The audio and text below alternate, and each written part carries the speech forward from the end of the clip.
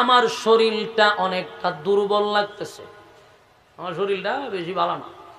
তো রাসূল কইতেছে যে আমি যদি একটু বিশ্রাম নিতাম তাহলে ভালো লাগতো।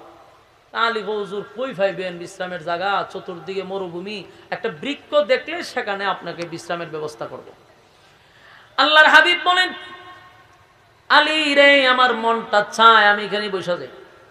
আলীও কোন রকম চাইতেছে যে রাসূল যেহেতু বসবে এটা একটা বৃক্ষের নিচে যা, ছায়াটে আছে, তো ছায়া একটা বৃক্ষের কাছে গেছে।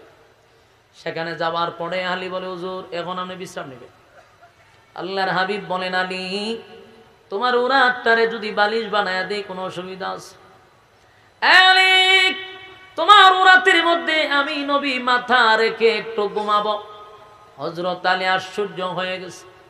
আল্লাহর পরে যার সম্মান আর মর্যাদা, সেই নবী আমার উরাতের মধ্যে মাথা মুবারক রাখবে, এর থেকে সৌভাগ্য আর কার হতে পারে?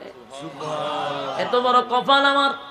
আলী খুশিতে আনন্দের সাথে সাথে বলে, হুজুর এটা তো আমার সৌভাগ্য, আপনি আমার উরাতে মাথা রাখবেন। আলী যখন বসলেন, নবীজি উরাতের মধ্যে মাথা রাখলেন আর চোখটা বন্ধ করলেন।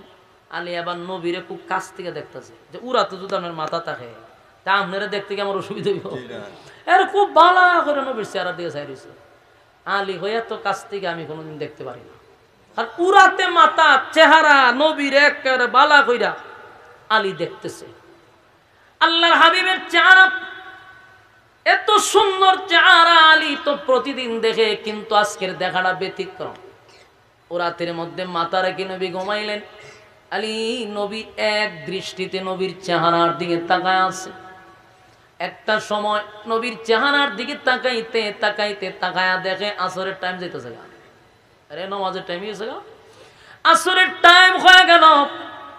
আসরের সময়টা খুব কাছাকাছি আসছে, কিন্তু আলী পড়ছে মহা মুসিবত। এখন দেখ আসরের টাইম হয়ে গেছে, আমার নবীরে আমি ঘুম থেকে কেমনে জাগ্রত করি? আল্লাহর পরে যার সম্মান আর মর্যাদা, সেই নবীরে আমি কেমনে গো এখন ঘুম থেকে জাগ্রত করি? আল্লাহর নবী ঘুমাইছে। হযরত আলী বলে, আমি আমার হাবিবকে ঘুম থেকে কেমনে জাগ্রত করব, কি বলে ডাক দিব? আলীও ডাক দেয় না। অন্যদিকে আসরের টাইমটা চলে যায়, সূর্যটা যেন লাল লাল হয়ে যায়। আলী চিন্তায় পড়ে গেছে আর মনে মনে ভাবতেছে, কালেমা পড়ার পরে কোনদিন আমি আলী এক ওয়াক্ত নামাজ কাজা করি নাই। সুবহানাল্লাহ।